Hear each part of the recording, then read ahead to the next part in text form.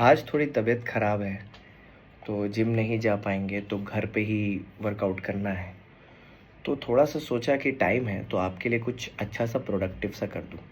हम लोग ने यूनिट 1 सोगा का ख़त्म कर लिया है, तो क्यों ना आपको यूनिट 1 को 3 मिनट में रिवाइज़ करा दूँ सोगा का, और फिर आज रात में शुरू करते हैं unit number 2। So unit number 1 में हम लोग ने सबसे पहले देखा कि सोगा कहाँ तक एप्लीकेबल होता है। सेक्शन 1 बताता है सोगा applies to the whole of India including states of JNK, और अगर सोगा और इंडियन कॉन्ट्रैक्ट एक्ट में कभी हुई लड़ाई तो सोगा जीतेगा, क्योंकि वो गुड्स के बारे में स्पेसिफिकली बात करता है। फिर सेक्शन नंबर 2 में 2(1) बायर की डेफिनेशन बताई। बायर मतलब वो आदमी जो बाय करता है और who agrees to buy. Seller 2(1)(3) में seller means a person who sells और अग्रीज टू सेल, क्योंकि यहाँ पर हमें सेल कॉन्ट्रैक्ट में दो तरह के सेल कॉन्ट्रैक्ट के बारे में बताया जाता है, एक सेल, दूसरा अग्रीमेंट टू सेल। फ़र्क ये होता है कि सेल में ओनरशिप आज ट्रांसफ़र होती है और अग्रीमेंट टू सेल में ओनरशिप ट्रांसफ़र होती है एट अ लेटर डेट। फिर हमें 2(7) में गुड्स बताए जाते हैं। गुड्स मतलब मूवेबल एंड मार्केटेबल प्रॉपर्टी। हर वो चीज़ गुड्स है जो मूवेबल भी है, मार्केटेबल भी है। Even growing crops, stocks and shares, things which are attach to land severed upon contract of sale भी गुड्स हैं, लेकिन AM गुड्स नहीं है, that is actionable claim and money. लेकिन FD गुड्स है, और even decree of order of the court जो आपके फेवर में आया है वो भी एक गुड्स है। उसके बाद आती है डिलीवरी। डिलीवरी का मतलब होता है voluntary transfer of possession of goods from the seller to the buyer और a person authorised on behalf of the buyer. Delivery 3 तरह की होती है, actual delivery, symbolic delivery, constructive delivery. Actual delivery मतलब वो डिलीवरी जहाँ पर फिजिकली गुड्स एक से दूसरे के पास चेंज होते हैं।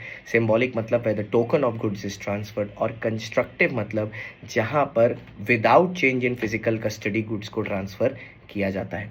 उसके बाद 2(11) में प्रॉपर्टी डिस्कस किया। प्रॉपर्टी का मतलब है general property, specific property. General property मतलब all rights and rewards transferred.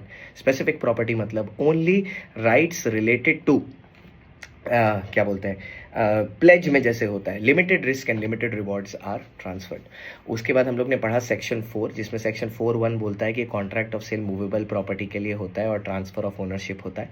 4 का 2 बोलता है कि भैया sale of goods contract absolute भी हो सकता है, कंडीशनल भी हो सकता है। 4 का 3 बोलता है कि जो भी चीज़ एक अग्रीमेंट है, ठीक है, 4 का 3 वो अग्रीमेंट टू सेल तब है जब वो लेटर डेट पर जाएगा ओनरशिप, और सेल कॉन्ट्रैक्ट तब है जब आज जाएगा।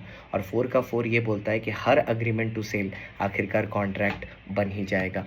उसके बाद आता है सर सेक्शन नंबर 5, जो बोलता है सेल ऑफ गुड्स कॉन्ट्रैक्ट बनता कैसे है, जो ये बताता है कि सर एक ऑफर एक्सेप्टेंस होती है, फिर पेमेंट और डिलीवरी आज हो जाए, या पेमेंट और डिलीवरी कल हो जाए, या पेमेंट आज डिलीवरी कल हो जाए, या डिलीवरी आज पेमेंट कल हो जाए, या दोनों इंस्टॉलमेंट में हो जाए। फिर आता है सेक्शन नंबर 6, जो बोलता है कि एग्जिस्टिंग गुड्स का, जो गुड्स के टाइप होते हैं एग्जिस्टिंग गुड्स का, होता है कॉन्ट्रैक्ट ऑफ सेल, जिसके अंदर स्पेसिफिक गुड्स का होता है सेल कॉन्ट्रैक्ट। अनअसर्टेन गुड्स वो गुड्स होते हैं जिनको अग्रीमेंट या डिस्क्रिप्शन से बेचा जाता है, सैंपल दिखा के, उनका होता है अग्रीमेंट टू सेल। और जब इसी सैंपल को वेरीफाई कर लिया जाता है तो हो जाता है सेल कॉन्ट्रैक्ट। ये सारी चीज़ें हो गई। इसके बाद सर ये हुआ, इसके बाद हमारा ये पोर्शन हुआ। इसके बाद हम लोग आगे बढ़े तो हम लोगों ने ये जब डिलीवरी के तीनों प्रकार देख लिए, डिलीवरी के टाइप देख लिए, अब हमारा सेक्शन 5 हो गया। 6 में हमें कंटिजेंट गुड्स का कौन कौन से अग्रीमेंट बनता है। कंटिजेंट गुड का सिर्फ अग्रीमेंट टू सेल बनता है और कुछ नहीं बनता। फ्यूचर गुड्स का भी अग्रीमेंट टू सेल होता है। फिर आता है सेक्शन नंबर 7 और 8। सेक्शन नंबर 7, सेक्शन नंबर 8 दोनों डिस्ट्रक्शन ऑफ गुड्स से रिलेटेड है। सेक्शन नंबर 7 में गुड्स डिस्ट्रॉय हो रहे हैं prior to agreement to sale, और डिस्ट्रक्शन के बाद इंफॉर्मेशन कन्वे की जा रही है कि गुड्स डिस्ट्रॉय हो गए हैं, ठीक है, without the fault of the buyer और सेलर। अग्रीमेंट के पहले ही, लेकिन बायर और सेलर को पता नहीं है, बाद में पता चल रहा है तो वो वॉइड हो जाता है, क्योंकि गुड्स ही नहीं है तो बेचोगे क्या, इज्जत। It becomes initially impossible. फिर दूसरा आता है सेक्शन 8, जिसमें अग्रीमेंट के बाद गुड्स डिस्ट्रॉय होते हैं, और अग्रीमेंट के बाद गुड्स डिस्ट्रॉय होने के बाद, ठीक है, बायर को और सेलर को पता चलता है, without the fault of the buyer and seller होता है। यहाँ पर भी गुड्स नहीं है तो क्या बेचोगे, इज्जत, ये भी वॉइड हो जाता है। लेकिन ऊपर वाला इनिशियल इम्पॉसिबिलिटी है क्योंकि फर्स्ट डे से पॉसिबल नहीं है, एग्रीमेंट के पहले हो गया था। और 8 वाला सब्सिक्वेंट इम्पॉसिबिलिटी है क्योंकि बाद में हुआ। उसके बाद आता है सर 9, जो कि बताता है प्राइस कैसे डिसाइड करना है। तो वो होता है MCD, या तो मैनर डिसाइड करना है प्राइस डिसाइड करने का, जैसे थर्ड पार्टी से कर लो, या दूसरा है सर कि आप कॉन्ट्रैक्ट में प्राइस दिया हुआ है कि जैसे अग्रीमेंट में दिया होता है कि MRP, या रेगुलर कोर्स ऑफ डीलिंग से प्राइस डिसाइड कर लो। जो agreement to sale at third party valuation होता है कि अगर आप में से कोई थर्ड पार्टी, दो लोगों के बीच में प्राइस डिसाइड कर रहा है, अगर वो थर्ड पार्टी उस कॉन्ट्रैक्ट को एस्केप कर दे, ठीक है, थर्ड पार्टी उस कॉन्ट्रैक्ट को एस्केप कर दे कि भाई मैं नहीं करूंगा, तो उसका राइट क्या हो जाता है, तुरंत के तुरंत वॉइड हो जाता है थर्ड पार्टी का राइट। ठीक है, और अगर कोई उसको इन्फ्लुएंस करने की कोशिश करे और वो दूसरे आदमी को एक्सपेंसेस भी, डैमेजेस भी देने पड़ते हैं।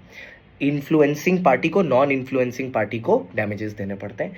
साथ ही साथ अगर डिलीवरी हो गई है तो फिर रीजनेबल प्राइस भी देना होगा। ये है आपका यूनिट 1 का रिवीजन।